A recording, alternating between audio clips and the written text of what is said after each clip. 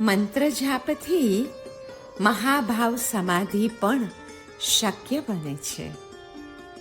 મૂર્તિના અવલંબનથી સ એવાહમ ઇત્યાકારક ભાવમાં અને એ ભાવ દ્વારા મન આત્મામાં લીન થઈ જાય છે.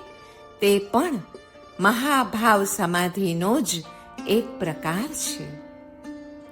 મંત્ર પદોમાં મનનો લય થાય ત્યારે મંત્ર સિદ્ધિ થાય છે. આ અવસ્થામાં ધ્યાતા, ધ્યેય અને ધ્યાન એ ત્રિપુટીનો વિલય થાય ત્યારે શરીરમાં હર્ષાશ્રુ અને રોમાંચ આદિ પ્રગટ થાય છે. પણ મંત્ર જપનું અંતિમ ધ્યેય તો મહાભાવરૂપ સમાધિની પ્રાપ્તિ જ છે. જપ માટેના પથ્ય છે સંયમ અને મનોનિગ્રહ. પથ્ય સહિત અખંડિત જપ એ આત્મદર્શનનું અમોઘ સાધન છે. જાપથી અનુભવરૂપ ધ્યાન અને અર્થાનુભવરૂપ ધ્યાનથી ફરી જાપનો અભ્યાસ. એ રીતે અંતરાત્મામાં પરમાત્મા પ્રકાશમાન થાય છે. જપ અને યોગ એ બે સિદ્ધ કરવાથી પરમાત્માનું પૂર્ણ જ્ઞાન થાય છે. ઈશ્વર પ્રણિધાનથી પુરુષનો સાક્ષાત્કાર અને સર્વ વિઘ્નોનું નિવારણ પણ શક્ય બને છે. નામ સ્મરણ એટલે પ્રત્યેક કાર્યનો ઈશ્વરની સાથે સંબંધ જોડી દેવો. તે નામ સ્મરણનું ઘણું જ શાસ્ત્રીય પરિણામ મળતું હોય છે. પ્રત્યેક કાર્ય ઈશ્વરને નામે જ કરવાથી તે કાર્ય દિવ્ય બની જાય છે. સર્વ શાસ્ત્રો અને સંસારના સર્વ ધર્મો ઈશ્વરના નામ સ્મરણનો મહિમા જોરશોરથી વર્ણવે છે. કારણ કે આપણો આત્મા વસ્તુતઃ તો ઈશ્વર જ છે.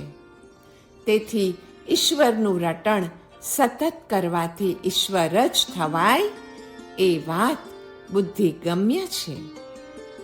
પ્રભુના નામ સ્મરણનો મહિમા અગાધ છે અને સર્વ ધર્મ ક્રિયાનો સાર પણ ઈશ્વરમય થવું તે છે. તેથી સર્વ શાસ્ત્રો ઈશ્વરમય થવા માટે ઈશ્વરના નામનું જ સતત રટણ કરવાનું જણાવે છે. પ્રભુ નામ જપ એ તો નાવડી છે. કર્મનો નિયમ ભલેને અટલ હોય, એમાં પણ પરિવર્તન થવાનો અનુભવ નામ જપમાં થયો છે. નામમાં તો એવી શક્તિ છે કે તે રજે રજ આપણા પાપોને ધોઈ નાખે છે. નામ સ્મરણથી જ પાછલા અપકૃત્યો કે કુકૃત્યો તદ્દન સાફ થઈ શકે છે તથા એ જ માનવી એ પછી સાવ નવો નકોર બની જાય છે. જપ, જપ્ય અને જપનાર એ ત્રણે એક જ છે. નામ જપીને પરમાત્માને પ્રાપ્ત કરવા તે જપનો યજ્ઞ છે. જપ વડે પૂજા, જપ વડે દાન અને જપ વડે સંગતીકરણ કે એકીકરણ. પ્રભુનું નામ એ કોઈ દૂરના ધ્યેય માટેનું સાધન નથી, પણ ધ્યેય પોતે જ છે. એવી અનુભૂતિ મંત્ર જપ વેળા કરવી રહી. મંત્ર જાપ એટલે સ્વયં પ્રભુનું નામ. પ્રભુ પોતે અને પ્રભુનું નામ એ બે અલગ વસ્તુ નથી એમ પ્રથમ ભૂમિકાએ સમજાય. બસ એ પછી ઈશ્વર સાથેની આપણી એકતાનો અનુભવ થવો શરૂ થાય છે. મંત્ર જાપ વેળાએ સૌ પ્રથમ નામ મંત્રના અવાજ ઉપર એકાગ્ર થવા પ્રયત્ન કરવો જોઈએ. નામનો એ ધ્વનિ મનને સદંતર શાંત કરી દે છે અને ગંભીર બનાવે છે. એ પછી મન ચૈતન્ય સ્વરૂપમાં ઓગળવાનું શરૂ કરે છે અને અંદર રહેલ પ્રભુની સત્તાનું ભાન કરાવે છે. એ પછી જ પોતે ઈશ્વર સાથે એકરૂપ થયો એવો અનુભવ થાય છે. જપ એટલે શબ્દોચ્ચાર, તે દ્વારા કંપન પેદા થાય છે. કંપનથી વાતાવરણમાં મૂંઝા ફેલાય છે. જેમ જેમ કંપનો વધે છે તેમ તેમ ભાવના સ્થૂલ આકારાર્થે પછી જોર પકડે છે અને છેવટે તે તાદ્રશ્ય બને છે. જપ વડે પ્રભુ સ્મરણ થાય, તેથી પાપ અને દુઃખના ડુંગર ભેદાય છે અને આનંદ અને મંગળનું વાતાવરણ ફેલાય છે. જપ એ અભેદ કિલ્લો છે. મંત્રના લક્ષ્યાર્થ અને ચેતનરૂપ પરમાત્માને વિશે પરાવાણી એ આપણા અંતઃકરણ સાથે નાભી કે પછી બ્રહ્મરંધ્રમાં વિરામ પામવાનો જ્યારે પ્રયત્ન કરે ત્યારે તેને સૂક્ષ્મતમ જપ એમ કહેવાય છે. આ જપના અનુષ્ઠાનથી પ્રાણ અને અપાન એકઠા થઈ પછી મનની સાથે સુષુમ્ણા નાડીમાં પ્રવેશ કરી આધારાદિ ચક્રોનો ભેદ કરીને પ્રાંતે બ્રહ્મરંધ્રમાં જાય છે અને ત્યાં જપના અભ્યાસના પ્રમાણમાં તે વિરામ પામે છે. સાધકે કોઈ પણ વાણી દ્વારા સ્વાભાવિક રીતે જપ થયા કરે એવો અભ્યાસ કરવો. સ્વાભાવિક પ્રભુ સ્મરણરૂપ જપનું પરિણામ અંતઃકરણની પવિત્રતા અને એકાગ્રતા દ્વારા તત્વના સાક્ષાત્કાર સુધી થાય છે.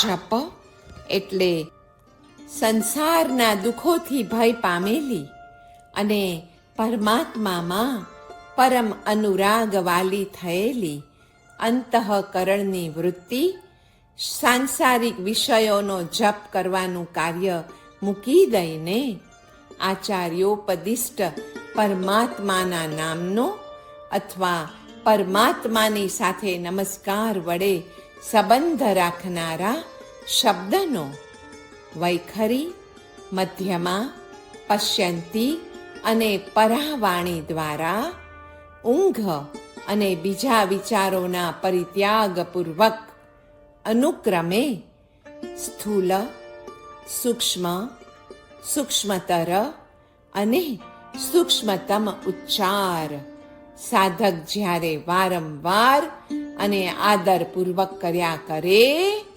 તેને જપ કહેવાય છે. 5 ઘડી સુધી વૈખરી દ્વારા થતા સ્થૂલ મંત્ર જપથી અંતઃકરણમાંના સંસ્કારો વડે ઉઠતા સ્ફુરણો બંધ થઈને વાણીમાં એક જ રૂપ શબ્દનો પ્રવાહ જ તેટલો સમય ચાલ્યા કરે છે. અભ્યાસથી પછી એ સિવાયની બીજી વેળાએ પણ જપ કરનારને એવો અનુભવ થાય છે. ક્યારેક પ્રેમની વૃદ્ધિ દ્વારા શરીર પરના રૂવાડા ઊભા થઈ જાય છે અને નેત્રોમાંથી અશ્રુનો પ્રવાહ નીકળવા માંડે છે. કંઠમાં કફની વૃદ્ધિ થવાથી ગળું રૂંધાઈ જાય છે અને મન તો સ્તબ્ધ થઈ જાય છે. ઘણીવાર તો મંત્ર જપને કારણે સત્વ ગુણની વૃદ્ધિ થવા દ્વારા શરીર અને મન હલકા થઈ ગયેલા પ્રતીત થાય છે. મનની તૃષ્ણાઓનું શમન જપથી થાય છે.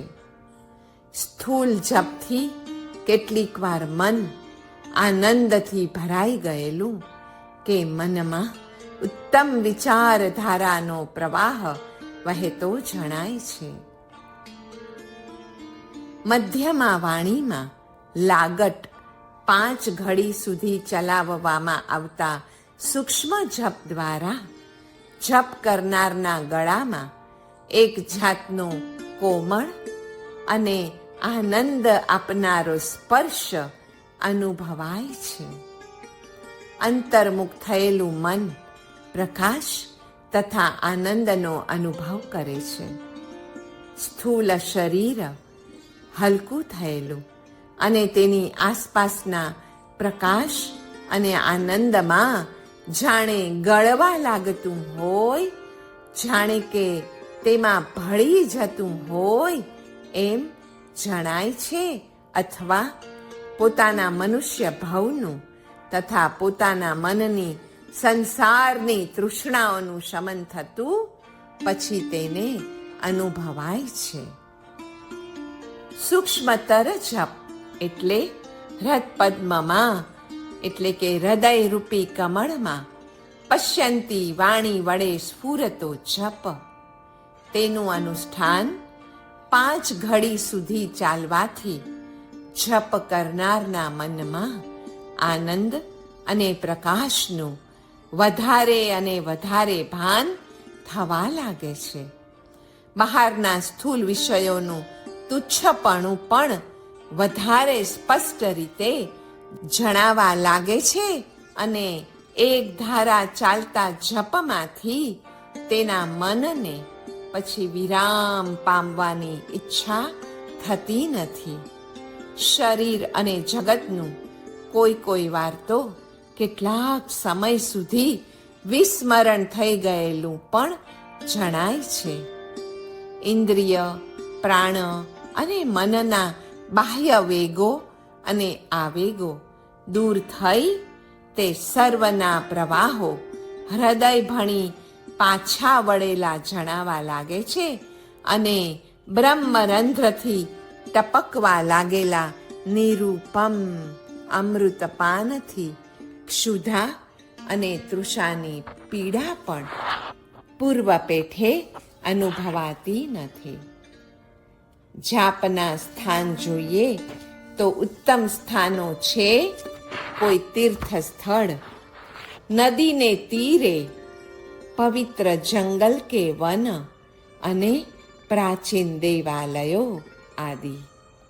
દેહ મથુરા બને અને હૃદય જો ગોકુળ બને તો તેમાં નંદ મહોત્સવ રૂપી જે આનંદ પ્રગટે ને એ જ પરમાત્માનું સ્વરૂપ છે.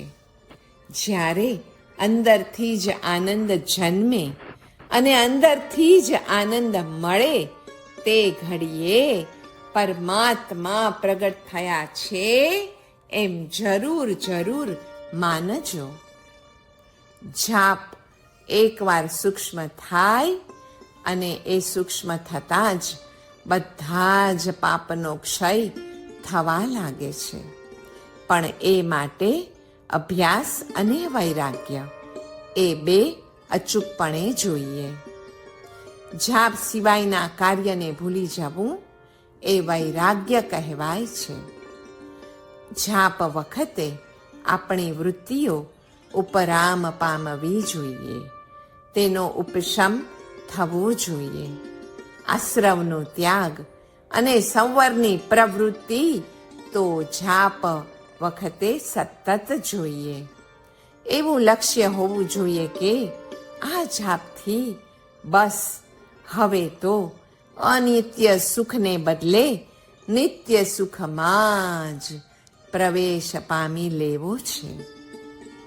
વૈરાગ્ય પામતા પહેલા પણ એટલે કે જાપ સિવાયના પ્રત્યેક કાર્યને ભૂલી જવા પહેલા પણ નિત્ય અને અનિત્ય શું છે એનો વિવેક પામવો જરૂરી છે. આ તો પાયો અર્થાત ફાઉન્ડેશન છે. પહેલા બુદ્ધિથી વિચાર, પછી અનુભવ કે પરિણતિ થાય. ગમે તે સંયોગમાં નિત્ય અને અનિત્યનો ઉપયોગ રહે તેમ કરવું રહ્યું. બુદ્ધિથી જાણ્યું કે વમન અને વિષ્ટા ખરાબ છે અને તેનો સતત અનુભવ રહ્યા કરે કે આ ખરાબ છે, આ ખરાબ છે.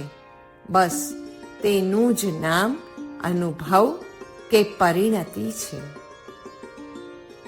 માનસ છાપમાંથી જે સૂક્ષ્મ ધ્વનિ નીકળી રહ્યો છે એ જ મન, પ્રાણ અને આત્માની શુદ્ધિ કરાવીને સકલ કર્મનો ક્ષય શનૈહી શનૈહી કરે છે. અરે જપના અભ્યાસ વડે તો આત્માનું દર્શન પણ થાય છે, કેમ કે અભ્યાસ દ્વારા ચિત્ત સ્થિર થાય છે, વાયુ દૂર થાય છે, પરમાનંદ પમાય છે અને અભ્યાસ વડે છેવટે આત્મદર્શન પણ થાય છે.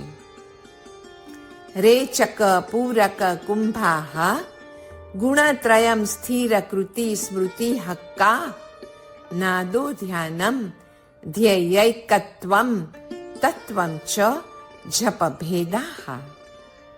અર્થાત જપ રેચક શ્વાસને બહાર કાઢવા પૂર્વક, પૂરક શ્વાસને અંદર લેવા પૂર્વક અને કુંભક શ્વાસને સ્થિર કરવા પૂર્વક થાય છે. સાત્વિક જપ શાંતિ કર્મ માટે થાય છે. રાજસિક જપ વશીકરણ આદિ કરવા માટે થાય છે. તામસિક જાપ ઉચ્ચાટન આદિ કરવા માટે થાય છે અને સ્થિર કૃતિ વિઘ્નોમાં સ્થિર રહેવા, સ્મૃતિ નાસાગ્ર દ્રષ્ટિથી માનસિક સ્મરણ વધારવા, હક્કા જપ એક શોભકારક હુમ, ફટ ઇત્યાદિ અંત્યપદો માટે, નાદ જપ કરતી વખતે ભ્રમર આદિ જેવા ગુંજારવ માટે, ધ્યાન જપ એ મંત્રો અને પદોનું વર્ણાદિપૂર્વક ધ્યાન માટે, ધ્યેયૈક્ય જપ એ ધ્યાતા, ધ્યેય અને ધ્યાનની એકતા માટે તથા તત્વ જપ એ પૃથ્વી, જલ, વાયુ, અગ્નિ અને આકાશ એ પંચ મહાભૂત તત્વોને અનુસરવાને માટે થાય છે. કુંડલિનીના 3.5 આંટા છે. મૂળ બંધ અને ઉડ્ડિયાણ બંધ કરવાથી કુંડલિનીનું જાગરણ થાય છે. તે સ્વયં ઉચ્ચરણશીલ છે. બ્રહ્મરંધ્રમાં તે જ્યોતિરૂપતાને ધારણ કરે છે. જપ તે વાચ્યરૂપ દેવતાના વાચકરૂપ મંત્રનું ઉચ્ચારણ છે. પરમ તત્વ પોતાનો જ સ્વભાવ છે એવું જે પુનઃ પુનઃ પરામર્શન તે ઉત્તમોત્તમ જપ છે.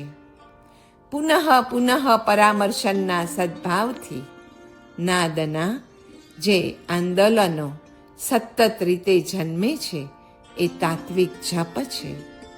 પ્રયત્નપૂર્વકના ઉચ્ચારરૂપ સકલ જાપથી નિષ્કલ ઉચ્ચાર આવે છે.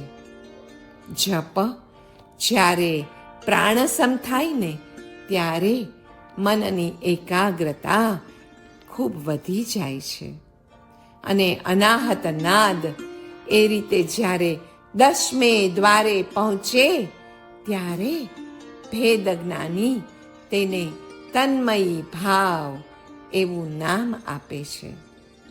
10મ દ્વાર જે દુંદુભી સ્વર તે મોક્ષદાયક છે.